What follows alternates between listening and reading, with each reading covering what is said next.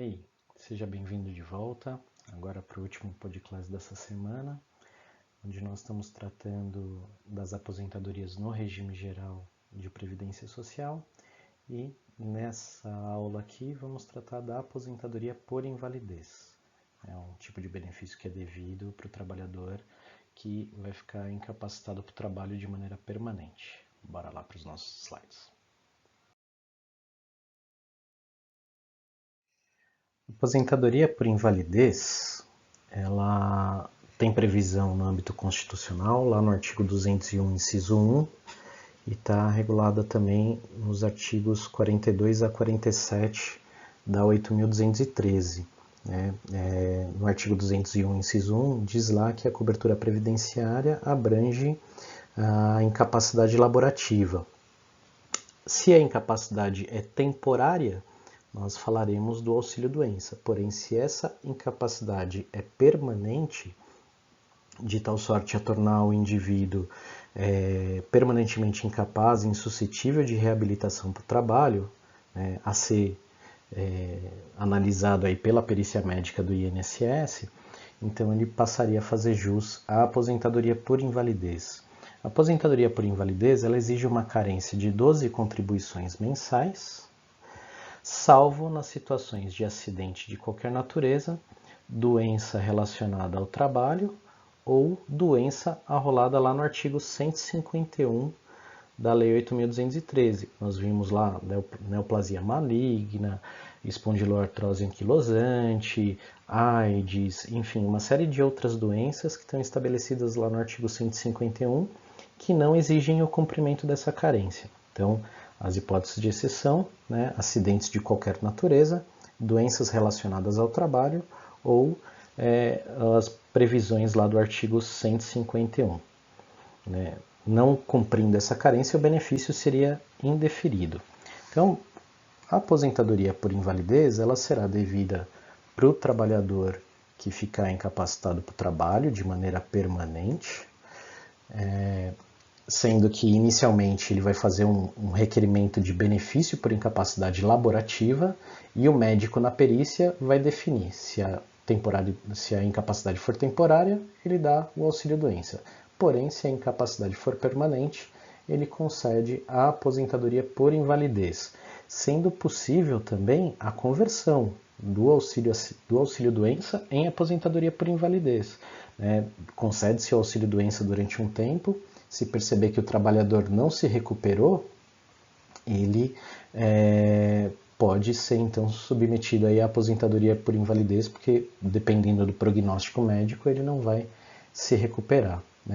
O aposentado por invalidez, ele fica obrigado, sob pena de sustação do benefício, a submeter-se aos exames médicos periciais do INSS assim que for convocado. Então, a qualquer momento, ele pode ser convocado. Normalmente as perícias são bienais, a cada 2 anos. Então, a cada 2 anos ele já sabe ali que ele vai ter que passar pela perícia, mas nada obsta do INSS chamar a qualquer momento para fazer uma nova análise.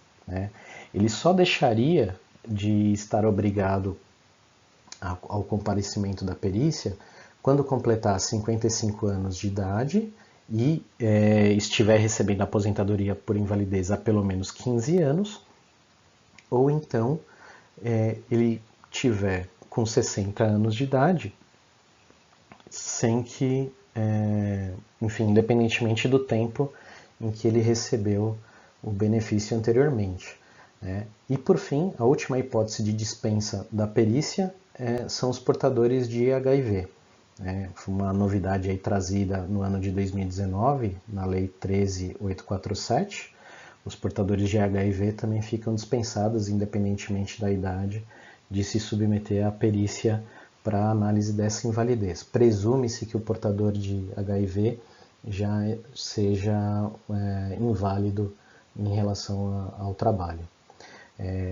As doenças pré-existentes também não dão direito à cobertura, eu creio que eu já tinha comentado isso com vocês no passado, mas eu repito agora, Doença anteriores à filiação não geram direito à aposentadoria por invalidez, porém, se aconteceu o agravamento da doença ou da lesão, aí sim essa incapacidade seria considerada para fins de aposentadoria por invalidez, tá?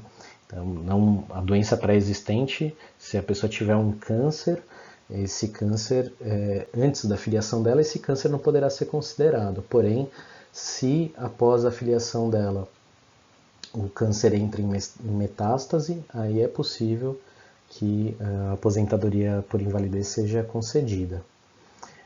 Um ponto também interessante que eu gostaria de chamar a atenção diz respeito ao acréscimo de 25%. Então, existe uma possibilidade de acrescer 25% ao valor do benefício nas situações das pessoas em que precisam de cuidado permanente. Então, a pessoa não consegue tomar banho, não consegue se vestir sozinha, ela pode ter um acréscimo de 25% no valor do seu benefício, exatamente para poder remunerar um cuidador profissional ou então poder disponibilizar esse dinheiro para o ente familiar que ajuda ali nos cuidados, né? Essa previsão está lá no artigo 45 da Lei 8.213, não foi revogada pela emenda constitucional e será devido até o momento do óbito do segurado. Então, até o momento do óbito ele tem direito a esse adicional de 25%. A partir do momento que ele falece, os cuidados permanentes já não são mais necessários. Então, esse adicional de 25% não se incorpora ao benefício para fins de pensão por morte, né? Então, o segurado faleceu, a família dele tem direito à conversão dessa aposentadoria em pensão por morte, mas ela será convertida no seu valor original, sem o adicional de 25%.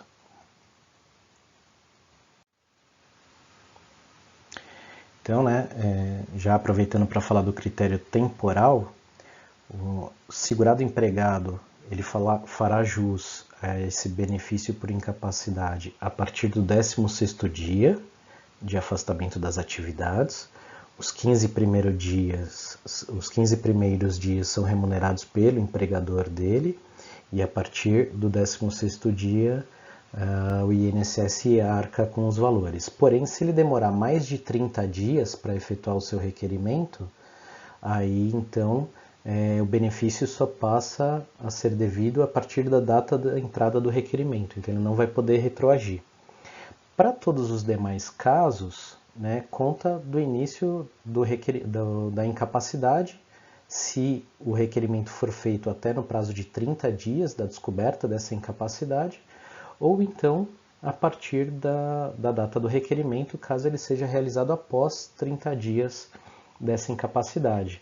Então, se descoberto antes de 30 dias, o segurado faz o requerimento e o pagamento retroagirá à data da incapacidade. No caso do segurado empregado, né, descoberta a incapacidade, o empregador arcará com os 16 primeiros dias, com os 15 primeiros dias, e a partir do 16º, aí sim passa para o INSS. Né? Essa aposentadoria ela é devida enquanto perdurar a invalidez laboral do trabalhador. Então, vamos supor que a pessoa teve que se submeter a uma cirurgia, enfim, e aí por conta dessa cirurgia ela não podia mais carregar peso, mas com o tempo ela vai fazendo um trabalho de fortalecimento, vai se recuperando tal, e dali a 15 anos ela está apta de novo a carregar peso. Nessa situação seria ali uma invalidez que deixou de gerar incapacidade para o trabalho. Eu discuto muito essa questão, principalmente na evolução da medicina, com as órteses e próteses, etc. Daqui a um tempo, partes do corpo humano poderão ser substituídas por próteses altamente funcionais, com inclusive terminações nervosas, com sensação, enfim.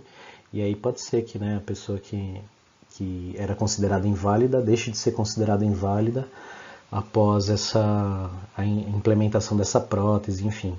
Ou então também será devida no retorno voluntário das atividades. Às vezes as pessoas ali estão incapacitadas para o exercício de uma determinada atividade, mas acabam aprendendo uma outra profissão, enfim, acaba arranjando algum outro tipo de trabalho e retornam voluntariamente ao trabalho. Aí nessa situação também a aposentadoria seria encerrada. E por fim, a última hipótese, que foi aquela que a gente já tratou em todos os casos, né, com a morte do segurado. E nessa condição aí a gente falou do adicional de 25%. O sujeito ativo é o próprio segurado, o sujeito passivo é o INSS. O salário de benefício funcionará como base de cálculo, então será a somatória de todos os valores de contribuição dividido pelo número de parcelas que ele contribuiu, isso dará o valor do salário de benefício, e a renda mensal inicial ela vai depender do caso. Né? Se estivermos diante de um caso que a incapacidade decorre do trabalho, o valor que o segurado vai receber corresponde a 100% do salário de benefício. Porém, se não decorre do trabalho, aí entra na sistemática comum, né? 60% do salário de benefício mais 2% para cada ano completo, até que a soma atinja 100% do salário de benefício, conforme previsto lá no artigo 26, parágrafo 2º, inciso 3 da emenda 103 de 2019. Né? Esse benefício ele vai passar por uma revisão periódica, né? O segurado ele é obrigado a se submeter a essa revisão periódica, de tal sorte então que recuperando a sua capacidade laborativa, o benefício vai cessar e ele volta a contribuir de maneira normal. Né? Agora, perdurando a incapacidade laborativa, ele vai receber o benefício até que ou retorne voluntariamente às atividades ou venha a óbito.